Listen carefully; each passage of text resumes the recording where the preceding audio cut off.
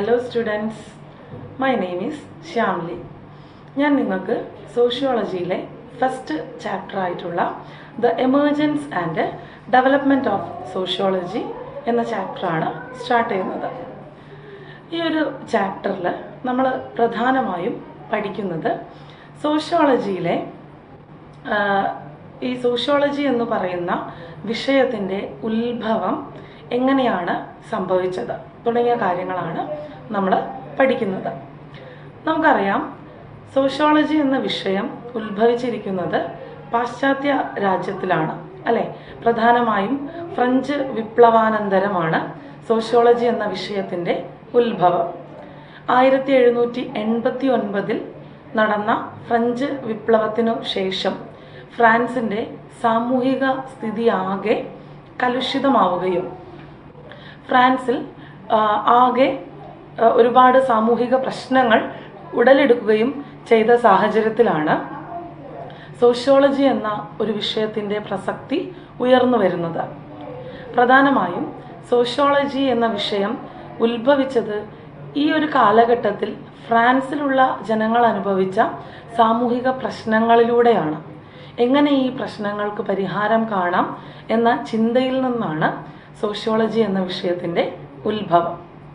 മാത്രമല്ല, പിന്നീട് ഈ ഒരു വിഷയം നമ്മൾ ആഗോളതലത്തിൽ ഒരു സബ്ജക്റ്റായി കണക്കാക്കുകയും ഇതിലേക്ക് നമ്മുടെ ഇന്ത്യ ഉൾപ്പെടെയുള്ള രാജ്യങ്ങളിൽ നിന്നുള്ള ഈ ഒരു വിഷയത്തിൻ്റെ വളർച്ചയിലേക്ക് ഇന്ത്യ ഉൾപ്പെടെയുള്ള രാജ്യങ്ങളിൽ നിന്നുള്ള നിരവധി ഗവേഷകരുടെ സംഭാവനകൾ ലഭിക്കുകയും ചെയ്തതോടെയാണ് സോഷ്യോളജി എന്ന വിഷയം വളർന്ന് ഇന്ന് കാണുന്ന രീതിയിലുള്ള ഒരു അക്കാഡമിക് ഡിസിപ്ലിനായി മാറിയിരിക്കുന്നത്. അപ്പോൾ നമുക്ക് ഈ സോഷ്യോളജി എന്ന വിഷയത്തിൻ്റെ പിന്നിൽ പ്രവർത്തിച്ച പ്രധാനപ്പെട്ട വ്യക്തികൾ ആരൊക്കെയാണെന്നും അതുമായി ബന്ധപ്പെട്ട സംഭവങ്ങൾ എന്തെല്ലാമാണെന്നും പരിശോധിക്കാം. നമ്മൾ പറഞ്ഞു 1789 ഇവിടെ നിങ്ങൾക്ക് കാണാം, 1789 പ്രധാനമായിട്ടും സോഷ്യോളജി എന്ന വിഷയത്തിൻ്റെ ഉത്ഭവം നടക്കുന്നത്. ഫ്രഞ്ച് വിപ്ലവത്തിനു ശേഷമാണ് സോഷ്യോളജി എന്ന സബ്ജക്റ്റ് വളർച്ച പ്രാപിച്ചത്. ഇത് പ്രധാനമായിട്ടും സാമൂഹികമായിട്ടുള്ള കാര്യങ്ങളെക്കുറിച്ച് കൃത്യമായിട്ടുള്ള ഒരു വിശകലനം നടത്തുന്നതിന് വേണ്ടിയാണ് സോഷ്യോളജി എന്ന സബ്ജക്റ്റ് ആദ്യം ഉത്ഭവിച്ചത്.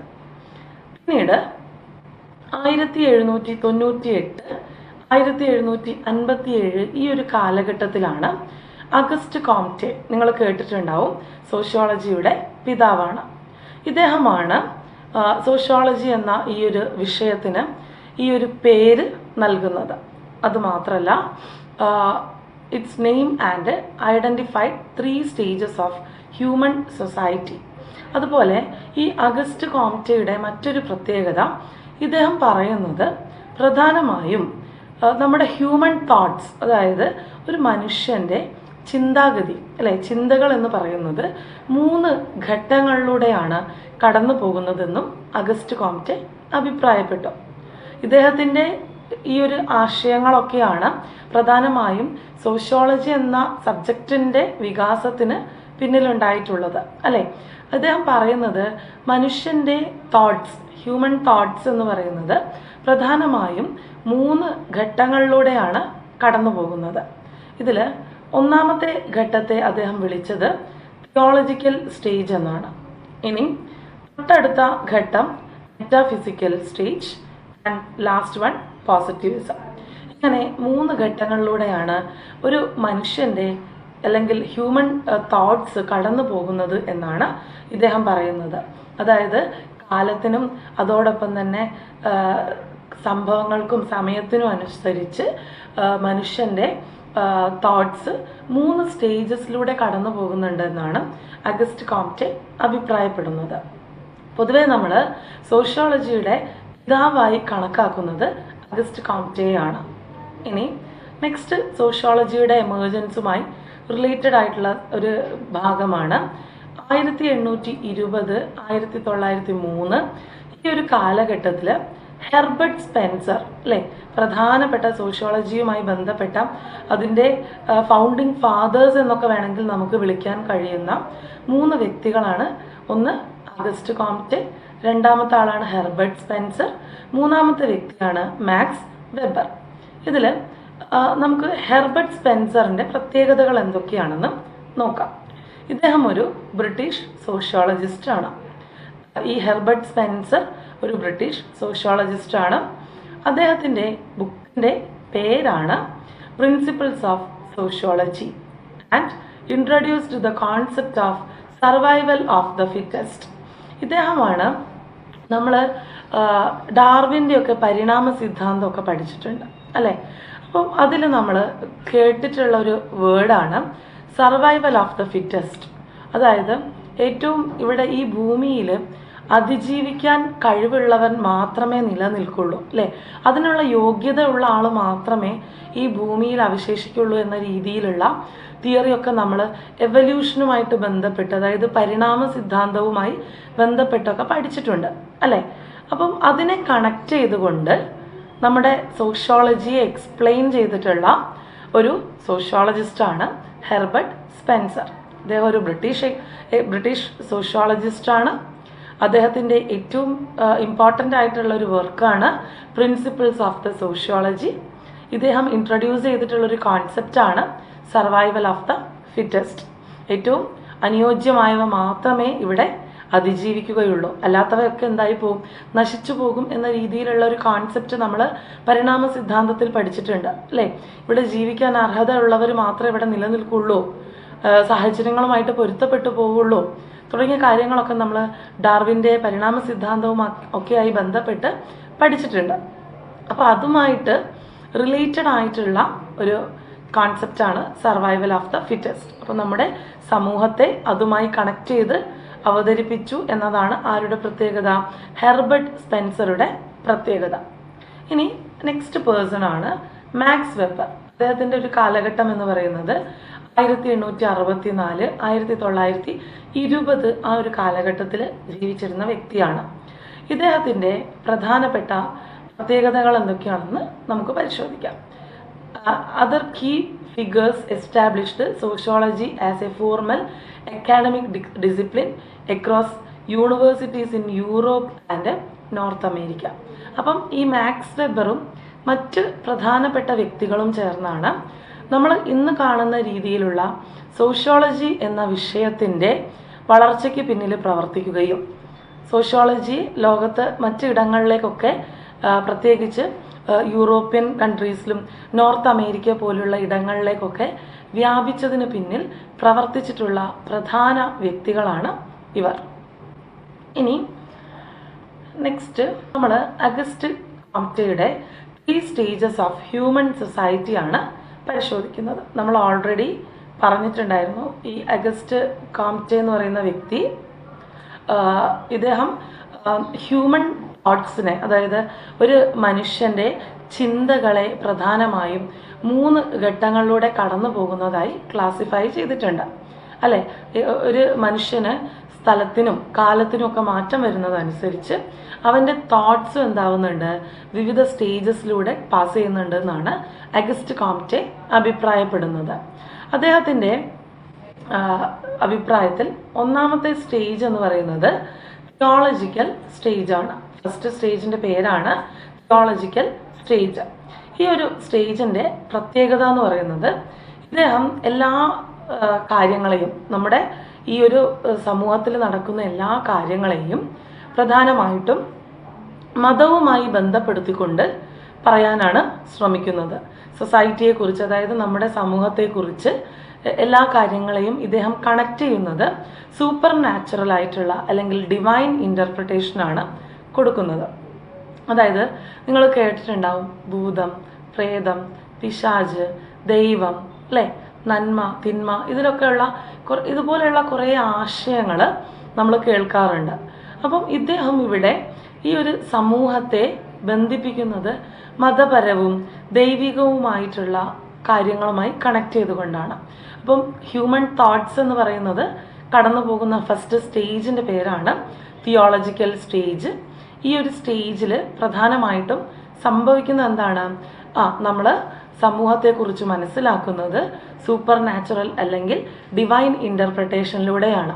ദൈവവുമായിട്ടൊക്കെ ബന്ധിപ്പിച്ചുകൊണ്ടാണ് നമ്മളിവിടെ കാര്യങ്ങളെ വിശകലനം ചെയ്യുന്നത്. നെക്സ്റ്റ് സ്റ്റേജിൻ്റെ പേരാണ് മെറ്റാഫിസിക്കൽ സ്റ്റേജ്. ഈ ഒരു സ്റ്റേജിൻ്റെ ഏറ്റവും വലിയ പ്രത്യേകത എന്ന് പറയുന്നത് തിയോളജിക്കൽ സ്റ്റേജ് കഴിഞ്ഞാൽ തൊട്ടടുത്തുള്ള സക്സസർ സ്റ്റേജാണ് മെറ്റാഫിസിക്കൽ സ്റ്റേജ്. ഈ ഒരു സ്റ്റേജിൽ പ്രധാനമായും സംഭവിക്കുന്നത് എന്താണ്? നമ്മൾ നമ്മുടെ ചുറ്റും നടക്കുന്ന കാര്യങ്ങളെ പ്രധാനമായും ഒന്ന് അബ്സ്ട്രാക്ട് ഫോഴ്സസുമായിട്ടും അതുപോലെ തന്നെ and essence replaced God as explanatory principle. അതായത് മെറ്റാഫിസിക്കൽ സ്റ്റേജ് എന്ന് പറയുമ്പോൾ ശരിക്കും നമ്മൾ പകുതി ദൈവത്തിലും പകുതി സയൻസിലും വിശ്വസിക്കുന്ന ഒരു പീരീഡാണ്. ഈ ഒരു സ്റ്റേജിലേക്ക് എത്തുന്ന സമയത്ത് നമ്മൾ ഇതിനെ രണ്ടിനെയും കൂടെ കമ്പൈൻ ചെയ്ത് മുന്നോട്ട് കൊണ്ടുപോകുന്ന ഒരു സ്റ്റേജാണ് മെറ്റാഫിസിക്കൽ സ്റ്റേജ്. കംപ്ലീറ്റ് ആയിട്ട് നമ്മൾ ഈ ഗോസ്റ്റ്, ഗോഡ് ഇതിലൊക്കെ വിശ്വസിക്കുന്നതിന് പകരം അതിൻ്റെ ഒപ്പം തന്നെ നമ്മളിവിടെ ആർക്കു കൂടി പ്രാധാന്യം കൊടുക്കുന്നുണ്ട്? സയൻസിനെ കൂടി കണക്ട് ചെയ്ത് കൊണ്ടുപോകുന്നു എന്നതാണ് ഈ ഒരു സ്റ്റേജിൻ്റെ പ്രത്യേകത. നെക്സ്റ്റ് സ്റ്റേജാണ് പോസിറ്റിവിസം, സ്റ്റേജ് ഓഫ് പോസിറ്റിവിസം. ഈ ഒരു സ്റ്റേജിൻ്റെ പ്രത്യേകത എന്ന് പറയുന്നത് the final stage in evolution of human thought. മനുഷ്യൻ്റെ ചിന്തയിലുണ്ടാകുന്ന അവസാനത്തെ സ്റ്റേജ് അല്ലെങ്കിൽ ഘട്ടമാണ് പോസിറ്റിവിസം എന്ന് പറയുന്നത്. ഇവിടെ നമ്മൾ പ്രധാനമായും ലോകത്തിലുള്ള എല്ലാ കാര്യങ്ങളെയും, നമ്മുടെ സമൂഹത്തിൽ നടക്കുന്ന എല്ലാ കാര്യങ്ങളെയും വിശകലനം ചെയ്യുന്നത് പ്രധാനമായും ശാസ്ത്രീയമായിട്ടുള്ള കാര്യങ്ങളെ ബേസ് ചെയ്തുകൊണ്ടാണ്. അതായത് എല്ലാത്തിനും നമ്മൾ കൊടുക്കുന്ന ഇൻ്റർപ്രിട്ടേഷൻ എന്ന് പറയുന്നത് സയൻസുമായിട്ട് റിലേറ്റ് ചെയ്തുകൊണ്ടായിരിക്കും. ഇവിടെ നമ്മൾ കൂടുതൽ പ്രാധാന്യം കൊടുക്കുന്നത് ഒബ്സർവേഷനും എംപിരിക്കൽ എവിഡൻസസിനുമാണ്. നമ്മൾ നിരീക്ഷണങ്ങളും പരീക്ഷണങ്ങളും ഒക്കെ നടത്തി കണ്ടെത്തുന്ന വസ്തുതകൾക്കാണ് നമ്മൾ ഇമ്പോർട്ടൻസ് കൊടുക്കുന്നത്. അതായത് മനുഷ്യൻ കുറച്ചും കൂടെ ഒരു റിയാലിറ്റിയിലേക്ക് വരുന്നു എന്നുള്ളതാണ് ഈ ഒരു സ്റ്റേജിൻ്റെ പ്രത്യേകത. ഇപ്പം നമ്മൾ പറഞ്ഞു അഗസ്റ്റ് കോംറ്റെ നമ്മൾ oftenly consider father of sociology. ഇവിടെ അദ്ദേഹം എന്ത് ചെയ്തിരിക്കുകയാണ്? ഈ classified the stages of human society into the theological stage, metaphysical stage, positivism stage. ഇതിൽ തിയോളജിക്കൽ സ്റ്റേജ് എന്ന് പറഞ്ഞാൽ നമ്മൾ സമൂഹവുമായിട്ട് ബന്ധപ്പെടുത്തിക്കൊണ്ട് ദൈവത്തെയും അതോടൊപ്പം തന്നെ മതവിശ്വാസങ്ങളെയൊക്കെ കുറിച്ച് ഇൻ്റർപ്രറ്റ് ചെയ്യുന്ന ഒരു സ്റ്റേജാണ്.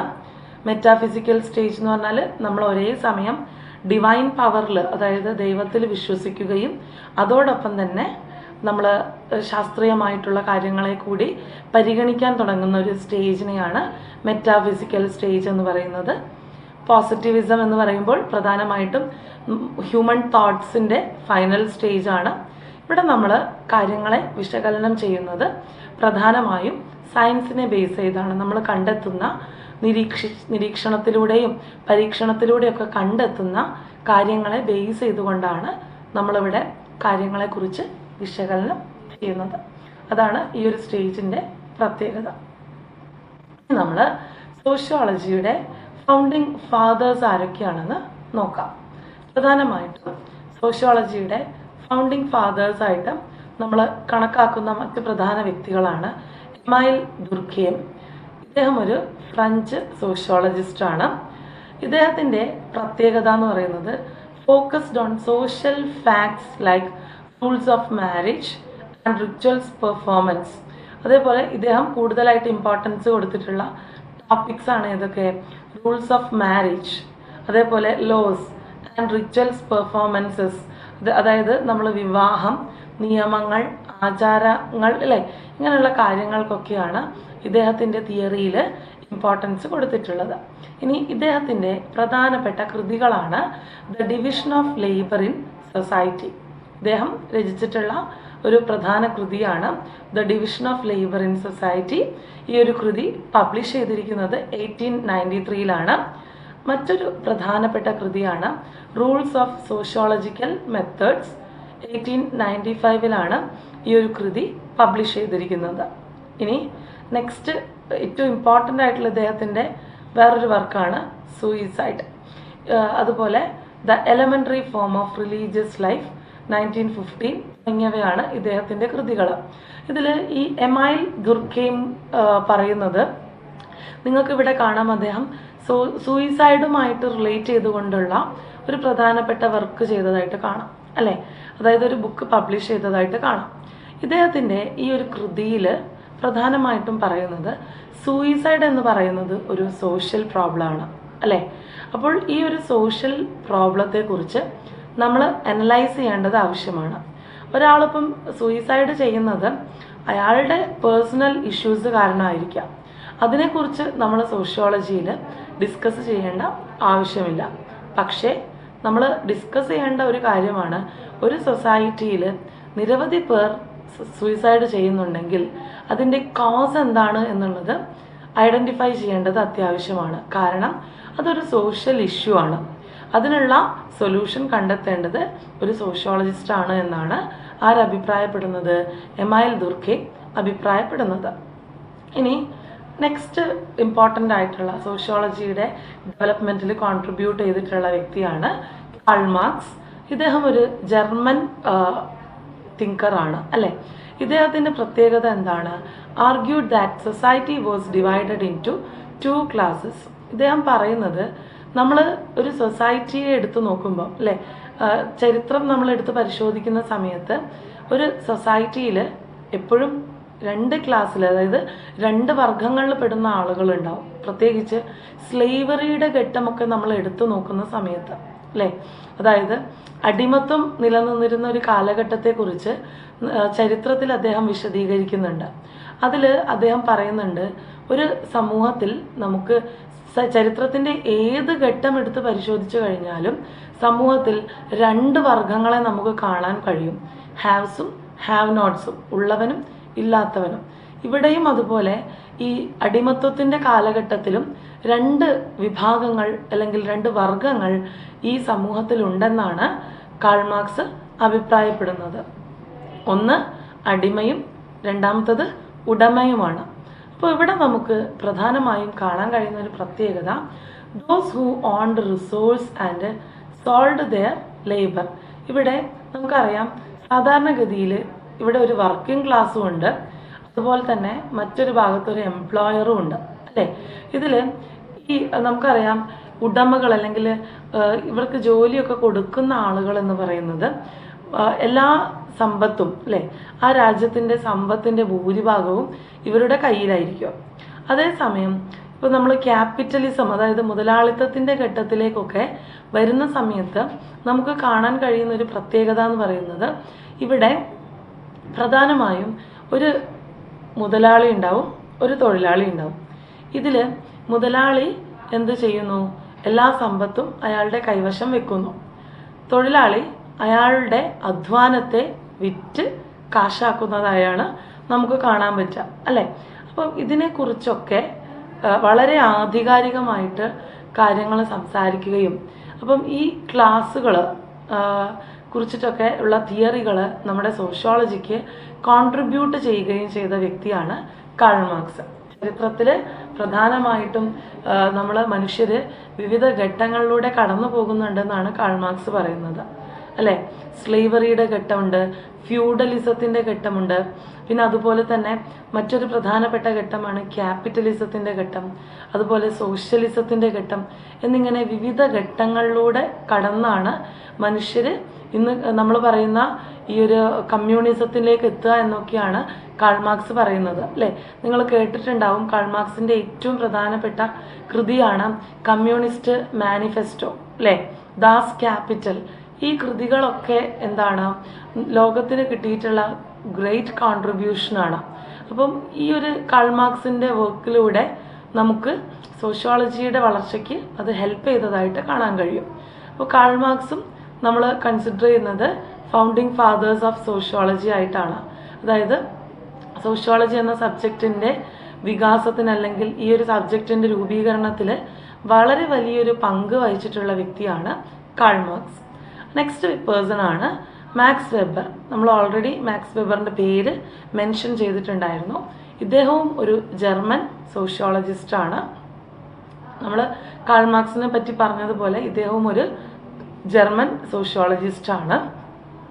ഇദ്ദേഹം പ്രധാനമായിട്ടും ഇമ്പോർട്ടൻസ് കൊടുത്തത് studied social action and factors that gave rise to capitalism in western Europe. ഇദ്ദേഹത്തിൻ്റെ പഠന വിഷയം എന്ന് പറയുന്നത് പ്രധാനമായിട്ടും സാമൂഹിക ആക്ഷൻസ്, പ്രവർത്തികളെക്കുറിച്ചും അതുപോലെ തന്നെ എന്തുകൊണ്ടാണ് മുതലാളിത്തം ഈ വെസ്റ്റേൺ യൂറോപ്പിൽ വികാസം പ്രാപിച്ചത് തുടങ്ങിയ കാര്യങ്ങളെക്കുറിച്ചൊക്കെയാണ് അദ്ദേഹം കൂടുതലായി സ്റ്റഡീസ് നടത്തിയിട്ടുള്ളത്. ഇനി അദ്ദേഹത്തിൻ്റെ പ്രധാനപ്പെട്ട കൃതിയാണ് the Protestant ethic and the spirit of capitalism and the theory of social and economic organisation. അപ്പം നമ്മളിവിടെ പൊതുവായിട്ടുള്ള കുറച്ച് കാര്യങ്ങൾ പറഞ്ഞു കഴിഞ്ഞു. നമ്മൾ ഓൾറെഡി പറഞ്ഞു അഗസ്റ്റ് കോംറ്റെയാണ് സോഷ്യോളജിയുടെ ഫൗണ്ടിങ് ഫാദറായിട്ട് നമ്മൾ കണക്കാക്കുന്നത്. ഇദ്ദേഹം പ്രധാനമായും സോഷ്യോളജിയുടെ വളർച്ചയ്ക്ക് വേണ്ടിയിട്ട് അദ്ദേഹത്തിൻ്റെതായിട്ടുള്ള നിരവധി കോൺട്രിബ്യൂഷൻസ് തന്നിട്ടുണ്ടെന്നും അതോടൊപ്പം തന്നെ അദ്ദേഹത്തിൻ്റെ പ്രധാനപ്പെട്ട വർക്ക് ഏതാണ് എന്നൊക്കെയുള്ള കാര്യങ്ങളാണ് നമ്മൾ പഠിച്ചിരുന്നത് അല്ലേ. August Comte father of sociology ആയിട്ടാണ് കണക്കാക്കുന്നതെന്നും അദ്ദേഹത്തിൻ്റെ 3 സ്റ്റേജസ് ഓഫ് ഹ്യൂമൻ സൊസൈറ്റിയെ കുറിച്ചൊക്കെ നമ്മൾ വളരെ ഡീറ്റെയിൽ ആയിട്ട് പരിശോധിച്ചു. പിന്നീട് നമ്മൾ ഫൗണ്ടിങ് ഫാദേഴ്സ് ഓഫ് സോഷ്യോളജി, ഈ സോഷ്യോളജി എന്ന സബ്ജക്റ്റിൻ്റെ ഡെവലപ്മെൻറ്റിന് അല്ലെങ്കിൽ എമേർജൻസിന് ഹെൽപ്പ് ചെയ്തിട്ടുള്ള പ്രധാനപ്പെട്ട പേഴ്സൺസ്, അവരുടെ വർക്ക്സ്, അവരുടെ മെയിൻ ഐഡിയാസ് ഒക്കെയാണ് നമ്മൾ ഡിസ്കസ് ചെയ്തത്. ഇനി നമ്മൾ നെക്സ്റ്റ് നോക്കുന്നത് institutionalisation of sociology in west.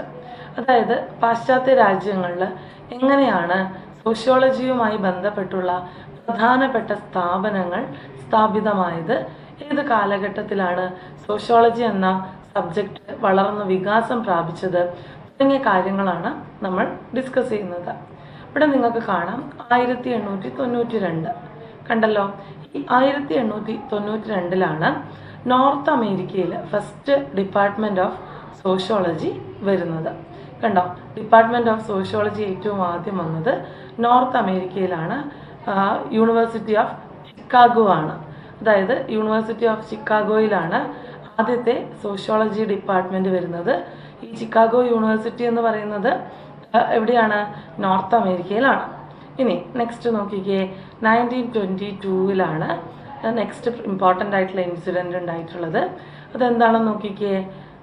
മെക്ഗിൽ university in Canada established its first department of sociology. 1922 ആയപ്പോഴേക്കും മെക്ഗിൽ യൂണിവേഴ്സിറ്റി കാനഡയിൽ ഇതുപോലെ സോഷ്യോളജി ഡിപ്പാർട്ട്മെൻറ്റ് സ്ഥാപിക്കുകയുണ്ടായി. ഇനി മറ്റൊരു പ്രധാനപ്പെട്ട യൂണിവേഴ്സിറ്റിയാണ് ഹാർവേഡ് യൂണിവേഴ്സിറ്റി. അവർ ഈ ഒരു ഡിപ്പാർട്ട്മെൻറ്റ്, സോഷ്യോളജി ഡിപ്പാർട്ട്മെൻറ്റ് സ്റ്റാർട്ട് ചെയ്തത് 1930. ഇനി 1950 to 60 വരെയുള്ള കാലഘട്ടത്തിലെ മെയിനായിട്ടുള്ള ഡെവലപ്മെൻറ്റ് എന്ന് പറയുന്നത് university of California at Berkeley 1950s. അപ്പം യൂണിവേഴ്സിറ്റി ഓഫ് കാലിഫോർണിയയിൽ സോഷ്യോളജി വന്നു. പിന്നെ അതുപോലെ തന്നെ പ്രിൻസ്റ്റൺ യൂണിവേഴ്സിറ്റി 1960. അതിനുശേഷം യാലെ, കൊളംബിയ തുടങ്ങിയ ഇടങ്ങളിലും സോഷ്യോളജി ഡിപ്പാർട്ട്മെൻറ്റുകൾ സ്ഥാപിതമായി. ഇനി 1960 ഉണ്ടായിട്ടുള്ള ഏറ്റവും ഇമ്പോർട്ടൻ്റ് ആയിട്ടുള്ള ഒരു സംഭവം എന്ന് പറയുന്നത് London school of economics started sociology. London school of എക്കണോമിക്സിൽ സോഷ്യോളജി എന്ന് പറയുന്ന സബ്ജക്റ്റ് സ്റ്റാർട്ട് ചെയ്യാണ്. Through many great sociologist had already contribute from the UK. അപ്പോൾ ഈ ഒരു ലണ്ടൻ സ്കൂൾ ഓഫ് എക്കണോമിക്സിൽ സോഷ്യോളജി എന്ന സബ്ജക്റ്റിൻ്റെ ഡെവലപ്മെൻറ്റിന് ഒരുപാട് സോഷ്യോളജിസ്റ്റുകളുടെ കോൺട്രിബ്യൂഷൻ കിട്ടിയതായിട്ട് നമുക്ക് കാണാൻ കഴിയും. ഇനി ഇവിടെ നിങ്ങൾക്ക് കാണാം 1930s ഒക്കെ ആയ സമയത്ത് the 1930s saw the rise of influential American sociologists including G.H. Mead, Alcott Parson, C. Rights mill. നിങ്ങൾ ചാൾസ് റൈറ്റ് മില്ലിനെ പറ്റി കേട്ടിട്ടുണ്ടാവും. ഇദ്ദേഹത്തെ തന്നെയാണ് നമ്മൾ സി റൈറ്റ്സ് മിൽ എന്ന് പറയുന്നത്. ഇവരെല്ലാമാണ് പ്രധാനമായിട്ടും സോഷ്യോളജി എന്ന സബ്ജക്റ്റിനെ ഗ്ലോബലി ആക്സെപ്റ്റഡ് ആയിട്ടുള്ളൊരു സബ്ജക്റ്റാക്കി മാറ്റുന്നതിന് പിന്നിൽ പ്രവർത്തിച്ച മറ്റ് പ്രധാനപ്പെട്ട സോഷ്യോളജിസ്റ്റുകൾ. പേര് ജസ്റ്റ് ഒന്ന് നോട്ട് ചെയ്യുക. GH Mead, Talcott Parson and Charles Wright Mills. നിങ്ങൾ ചാൾസ് റൈറ്റ്സ് മില്ലിൻ്റെയൊക്കെ സോഷ്യോളജിക്കൽ ഇമാജിനേഷൻ എന്ന് പറയുന്ന കൃതിയൊക്കെ ഇദ്ദേഹത്തിൻ്റെതാണ് അല്ലേ. അപ്പോൾ ഇതുപോലുള്ള നിരവധി കൃതികളിലൂടെയൊക്കെയാണ് അവർ സോഷ്യോളജി എന്ന സബ്ജക്റ്റിനെ ഷെയ്പ്പ് ചെയ്ത് എടുത്തിരിക്കുന്നത്. അപ്പോൾ നമ്മൾ സ്റ്റാർട്ട് ചെയ്തത് 1892 ഇതിൽ ഫസ്റ്റ് ഡിപ്പാർട്ട്മെൻറ്റ് ഓഫ് സോഷ്യോളജി വരുന്നത് നോർത്ത് അമേരിക്കയിലുള്ള ചിക്കാഗോ യൂണിവേഴ്സിറ്റിയിലാണ്. പിന്നെ അതുപോലെ ഇമ്പോർട്ടൻ്റ് ആണ് മെഗ്ഗിൽ യൂണിവേഴ്സിറ്റി. പിന്നെ അത് 1922 അതുപോലെ 1930 ഹാർവേർഡ് യൂണിവേഴ്സിറ്റിയിൽ സോഷ്യോളജി ഡിപ്പാർട്ട്മെൻറ്റ് സ്റ്റാർട്ട് ചെയ്യുന്നത്. പിന്നെ കാലിഫോർണിയയിലുള്ള ബെർക്ക്ലി യൂണിവേഴ്സിറ്റിയിലും പ്രിൻസ്റ്റൺ യൂണിവേഴ്സിറ്റി, നാലെ, കൊളംബിയ തുടങ്ങിയ യൂണിവേഴ്സിറ്റികളിലും നമ്മൾ സോഷ്യോളജി എന്ന് പറയുന്ന സബ്ജക്റ്റ് സ്റ്റാർട്ട് ചെയ്തു. ഇത്രയാണ് സോഷ്യോളജിയുടെ ഇൻസ്റ്റിറ്റ്യൂഷണലൈസേഷനുമായി ബന്ധപ്പെട്ട് നമുക്ക് പഠിക്കാനുള്ളത്. Next, development of sociology in India. ഇന്ത്യയിൽ സോഷ്യോളജിയുടെ വികാസം എന്ന് പറയുന്നത് പ്രധാനമായും 3 ഘട്ടങ്ങൾ കടന്നുകൊണ്ടാണ്. 3 ഘട്ടങ്ങളായിട്ടാണ് ഇതിനെ നമ്മൾ ഡിവൈഡ് ചെയ്തിരിക്കുന്നത്. 3 ഘട്ടങ്ങളായാണ് നമ്മൾ ഇതിനെ ഡിവൈഡ് ചെയ്തിരിക്കുന്നത്. ഫസ്റ്റ് ഫേസിനെ നമ്മൾ ഫൗണ്ടേഷൻ ഫേസ് എന്നും, സെക്കൻഡ് ഫേസിനെ നമ്മൾ പ്രൊഫഷണലൈസേഷൻ ഫേസ് എന്നും, last one post independence phase എന്നും നമുക്ക് ഡിവൈഡ് ചെയ്യാം. അപ്പം ഇന്ത്യയിൽ സോഷ്യോളജി എങ്ങനെയാണ് ഡെവലപ്പായത്, അതായത് വികാസം പ്രാപിച്ചത് തുടങ്ങിയ കാര്യങ്ങളാണ് നമ്മളിനി പരിശോധിക്കുന്നത്. ഇവിടെ നിങ്ങൾക്ക് കാണാം ഫൗണ്ടേഷൻ ഫേസ്, അതായത് സോഷ്യോളജി എന്ന് പറയുന്ന സബ്ജക്റ്റ് എങ്ങനെയാണ് നമ്മുടെ ഇന്ത്യയിൽ അതിൻ്റെ ഒരു അടിത്തറ ഇട്ടത് അല്ലേ, അതിനെക്കുറിച്ചാണ് നമ്മൾ ഡിസ്കസ് ചെയ്യുന്നത്. ആ ഒരു കാലഘട്ടമായിട്ട് കരുതുന്നത് 1769 തൊട്ട് 1900 വരെയാണ്. നോക്കിക്കേ, 1900 വരെയാണ്. അപ്പം ഇവിടെ മെയിനായിട്ട് ഇതിൻ്റെ ഫൗണ്ടേഷൻ ഫേസ് എന്ന് പറയുന്നത് foundation of sociology was Leh down during the British colonial rule. ഇന്ത്യയിൽ പ്രധാനമായിട്ടും സോഷ്യോളജിയുടെ വികാസത്തിന് പിന്നിൽ പ്രവർത്തിച്ചിട്ടുള്ളത് ബ്രിട്ടീഷുകാരുടെ കോളനി ഭരണമാണ് അല്ലേ. ഇന്ത്യയെ ബ്രിട്ടീഷുകാർ അവരുടെ ഒരു കോളനിയായാണ് കരുതിയിരുന്നത്. അപ്പോൾ അവർക്ക് ഇന്ത്യയെക്കുറിച്ച് കൂടുതലായി മനസ്സിലാക്കേണ്ടത് അത്യാവശ്യമായിരുന്നു. കാരണം ഇന്ത്യ എന്ന് പറയുന്ന രാജ്യത്തെ ഭരിക്കാൻ അവർക്ക് സാധിക്കണമെങ്കിൽ അതിന് ഏറ്റവും അത്യാവശ്യം ഇന്ത്യയിലെ ജനങ്ങളുടെ കൾച്ചറിനെ കുറിച്ചും അവരുടെ ലൈഫ് സ്റ്റൈലിനെ കുറിച്ചും ഒക്കെ മനസ്സിലാക്കേണ്ടിയിരുന്നു അല്ലേ. അതിനു വേണ്ടിയാണ് ഏറ്റവും ആദ്യം ബ്രിട്ടീഷുകാർ നമ്മുടെ ഇന്ത്യൻസിനെ കുറിച്ച് മനസ്സിലാക്കാനായിട്ട് തീരുമാനിച്ചത്. അപ്പോൾ ഇവിടെ നിങ്ങൾക്ക് കാണാം, British officials collected information about Indian society and culture four administrative purposes and revenue collection. അതായത് ഇന്ത്യയിലുള്ള സമ്പന്നരായിട്ടുള്ള ആളുകൾ ആരൊക്കെയാണ്, ദരിദ്രരായിട്ടുള്ള ആളുകൾ ആരൊക്കെയാണ് എന്നൊക്കെ മനസ്സിലാക്കേണ്ടത് ഈ ഒരു കാലഘട്ടത്തിലെ ബ്രിട്ടീഷുകാരുടെ ആവശ്യമായിരുന്നു. അതിൻ്റെ ഭാഗമായിട്ട് ബ്രിട്ടീഷുകാർ ഇന്ത്യൻ സമൂഹത്തെക്കുറിച്ച് പഠിക്കാനായിട്ട് നിരവധി വിവരങ്ങൾ ശേഖരിക്കുകയുണ്ടായി. ഇന്ത്യൻ സമൂഹത്തെക്കുറിച്ചും ഇന്ത്യയിലെ ജനങ്ങളുടെ സംസ്കാരത്തെക്കുറിച്ചുമൊക്കെ അവർ കൃത്യമായിട്ട് മനസ്സിലാക്കാൻ ശ്രമിച്ച ഒരു കാലഘട്ടമാണ് 1769 മുതൽ 1900 വരെയുള്ള കാലഘട്ടം. ഇനി പ്രൊഫഷണലൈസേഷൻ്റെ ഫേസ് എന്ന് പറയുമ്പോൾ രണ്ടാമത്തെ ഘട്ടമാണ്. ഈ ഒരു ഘട്ടം എന്ന് പറയുന്നത് 1901 മുതൽ 1950 വരെയാണ്. 1901 മുതൽ 1950 വരെയാണ്. Sociology become A university subject and profession. ഈ ഒരു കാലഘട്ടം ആയപ്പോഴാണ് സോഷ്യോളജി എന്ന് പറയുന്നത് പിന്നീട് യൂണിവേഴ്സിറ്റികൾ, അതായത് നമ്മൾ ഡിഗ്രി കോഴ്സുകൾക്കൊക്കെ കൂടെ പഠിപ്പിക്കുന്ന ഒരു വിഷയമായിട്ട് മാറുകയും അതുമായി ബന്ധപ്പെട്ടുകൊണ്ടുള്ള തൊഴിലുകൾ ഉണ്ടായി വരികയൊക്കെ ചെയ്തിട്ടുള്ളത്. Departments were established and both Indian and foreign scholars produced important works on Indian society. അങ്ങനെ ഇന്ത്യയിൽ ഈ ഒരു സോഷ്യോളജി ഡിപ്പാർട്ട്മെൻറ്റ് സ്ഥാപിതമാവുകയും ഇന്ത്യക്കാരായിട്ടുള്ള നിരവധി പണ്ഡിതന്മാരും അതോടൊപ്പം തന്നെ വിദേശികളായിട്ടുള്ള സ്കോളേഴ്സും ഇന്ത്യയുടെ കൾച്ചറിനെ കുറിച്ചും ഇന്ത്യൻ സൊസൈറ്റിയെ കുറിച്ചുമൊക്കെയുള്ള നിരവധി വിവരങ്ങൾ ശേഖരിക്കുകയും അവരുടേതായിട്ടുള്ള സംഭാവനകൾ കൃതികളൊക്കെ രചിക്കുകയും ഒക്കെ ചെയ്ത ഒരു കാലഘട്ടമാണ് 1901 to 1950.